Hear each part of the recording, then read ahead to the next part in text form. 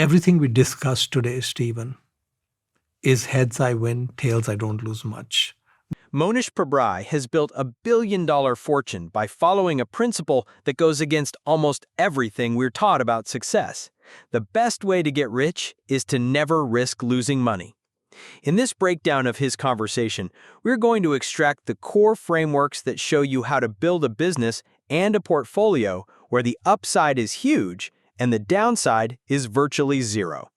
Let's start with the single most important mental model that underpins this entire strategy. Well, the most important one is heads I win, tails I don't lose much. Everything we discussed today, Stephen, is heads I win, tails I don't lose much. When I started my business, when Bill Gates started, when Sam Walton started, when Richard Branson started, that was the formula. If they won, they would win big. And if they lost, they'd lose nothing. So everything has to be in business about risk reduction. Everything has to be about free lunches. We love free lunches. Okay, so we always have to think about how do we get this done without capital, without risk. This concept, heads I win, tails I don't lose much, is the master key to wealth creation. Most people think entrepreneurship is about taking massive risks. It's not.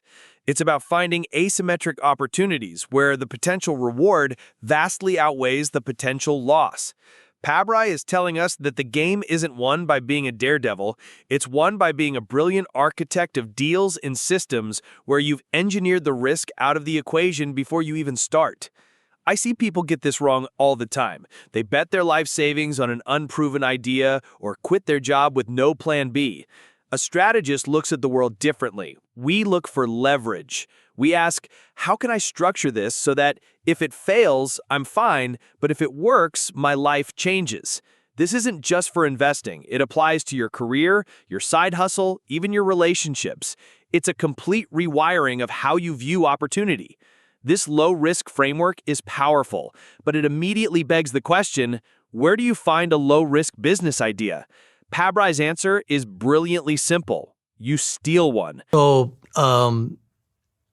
what we are taught is that if you want to start a business, you need to come up with something new, something that hasn't been done before. But the reality is that the world will very easily accept 3 of the same thing or 5 of the same thing. And usually it is an advantage to look at something that already exists and say, can another one of those exist, for example? Or can I take what's there and tweak it a little bit?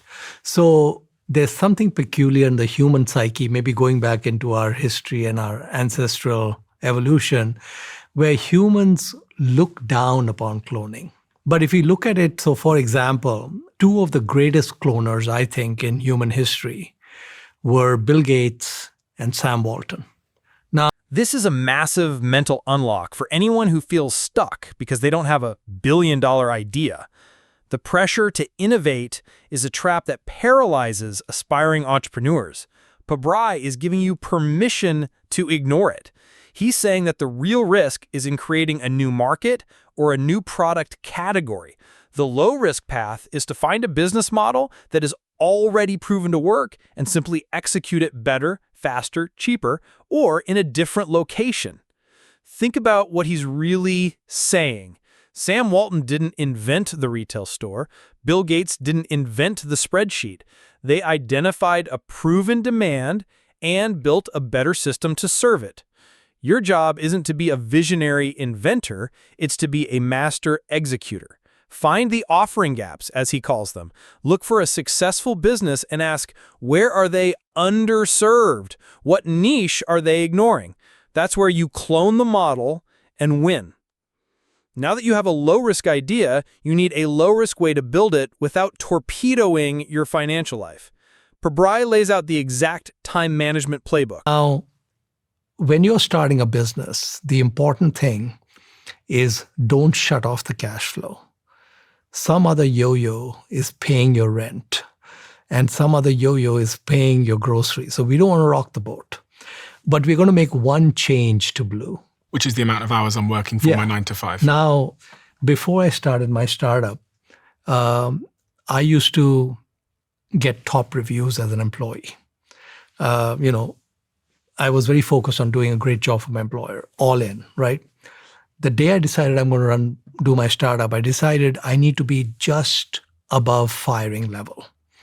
My performance needs to be just good enough so they don't can me, but nothing beyond that, because I need all my energy to go into my startup. This is the tactical execution of the heads I win, tails I don't lose much philosophy. Your 9-to-5 job isn't a prison, it's a launch pad. It's the non-dilutive funding that pays for your life while you build your escape vehicle. The most critical insight here is the psychological shift he describes, consciously dialing back your performance at your day job to the precise level of not getting fired.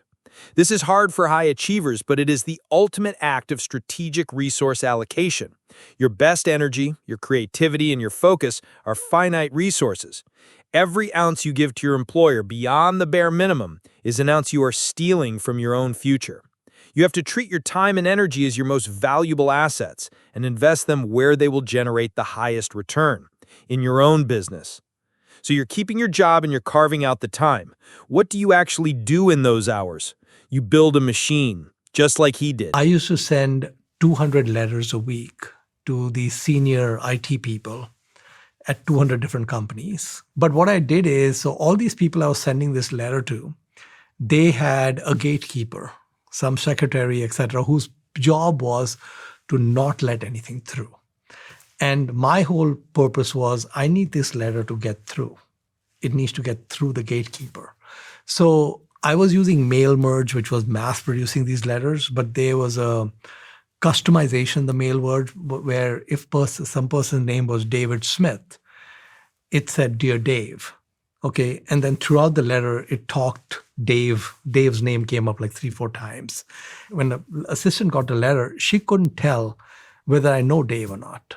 Because you used his shortened name. His shortened name, and she doesn't want to throw a letter that somebody that he knows. So the letter would go through enough times, right?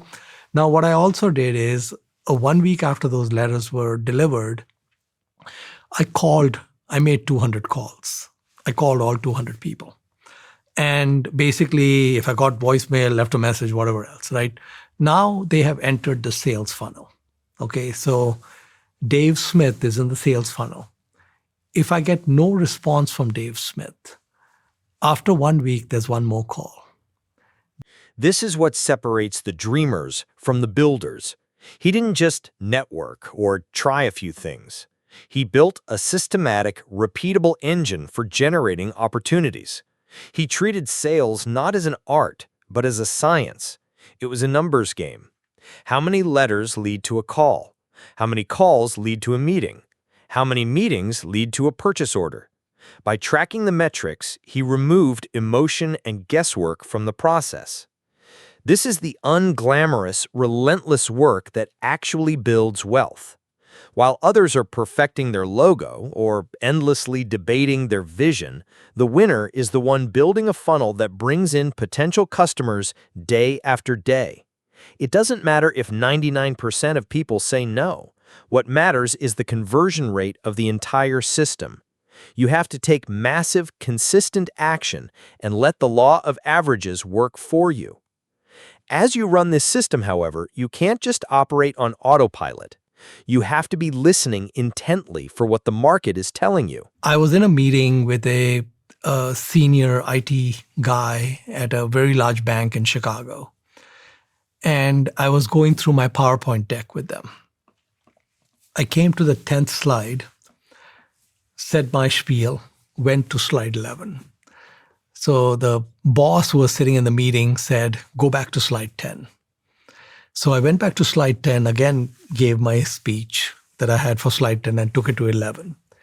He said, "Go back to slide 10 and do not change the slide. I don't have an interest in any other slide." Okay, so I took it back to slide 10. And all he wanted to talk about was what was on slide 10. my deck was talking about 7 things we could do. Slide 10 was one of those 7. It was an extreme pain point for him. This is a masterclass in finding product market fit. Your initial idea is just a hypothesis. The market is the testing ground, and your customers are the judges. Pabrai walked into that meeting thinking he was selling 7 different services, but the customer told him in no uncertain terms that only one of them mattered. His genius wasn't coming up with the 7 ideas, it was having the humility and awareness to listen and throw the other 6 away.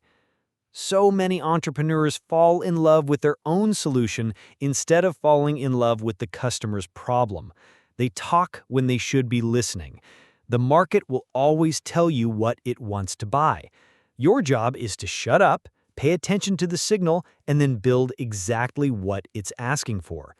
That one burning pain point from slide 10 is where your entire business should be focused. Now let's shift gears. Building a business generates cash flow, but turning that cash flow into generational wealth requires understanding the most powerful force in finance. In 1623, in New York, the Native American Indians in New York who owned the island of Manhattan, the Dutch settlers wanted to buy the island. And so they went to the Indians and said, we'd like to buy the island of Manhattan, great natural harbors. It can be a great place for us. And the Indians and the Dutch reached an agreement to sell the island of Manhattan for $23. And when people hear that, they think, oh, the Indians got taken. Island of Manhattan for $23 is ridiculous. But let's say the Indians had a trust officer who they said, invest this $23 for the benefit of the tribe and try to do a decent job, right? Now, there's something known as the Rule of 72. And the Rule of 72 is a very important rule, and I wish they would teach it more in high schools and elementary school. It tells us how long it takes money to double. And it's a kind of a mathematical hack. So for example, if I'm going to get a 7% return and I do 72 divided by 7, that's approximately 10. And at the 7% return, it's going to take 10 years for the money to double. This story is one of the most brilliant illustrations of compounding I've ever heard. It makes an abstract concept feel tangible and incredibly powerful. What this really teaches us is that when it comes to building wealth, the length of your runway is more important than your starting capital or even your rate of return. Given enough time, even a tiny amount of money can grow into a staggering fortune. This is the ultimate argument for starting to save and invest immediately, no matter how small the amount. The dollars you invest in your 20s are exponentially more valuable than the ones you invest in your 40s because they have decades longer to work for you. The goal isn't just to make money from your business, it's to put that money to work in a compounding machine that runs 24/7, eventually making you wealthy even when you sleep. As your business and investments grow, you'll hit a ceiling. You can't do it all yourself. That's when you must master the ultimate form of leverage, people. So if you look at people like Elon Musk and Steve Jobs, they believe their number one job is recruiting. The first 3,000 people who joined SpaceX, all personally interviewed by Elon. Just think about that. Those are 3,000 hires. Think about the number of interviews to get the 3,000 hires, okay? He did not believe there was any other way. And what Steve Jobs used to say is that A players want to work with A players. The moment you start introducing B players will hire B and C players. They will never hire an A player. So your downhill journey's already started the moment you get a B player. This is the transition point from being a business owner to being a true empire builder. Your personal output will always be capped at 24 hours a day. The only way to achieve scalable, explosive growth is by leveraging the time, talent, and energy of other exceptional people. Your company's potential is a direct reflection of the quality of the team you assemble. The rule that A players hire A players, but B players hire C players is ironclad. Allowing mediocrity into your organization is like introducing a virus. It spreads, lowers standards, and drives away top performers. As the founder, recruiting isn't just one of your jobs, it is the job. Protecting the quality of your team is the single most important thing you can do to protect the future of your wealth. Everything we've discussed today, from low-risk bets to cloning to compounding, is part of a holistic system for building real, durable wealth. It's not about get-rich-quick schemes. It's about playing a game that is stacked in your favor. So, what is the one asymmetric bet you can make in your own life, starting today, where the downside is negligible, but the upside could change everything? Let me know your answer in the comments below, and if you found this breakdown valuable, subscribe for more strategies to accelerate your path to financial freedom.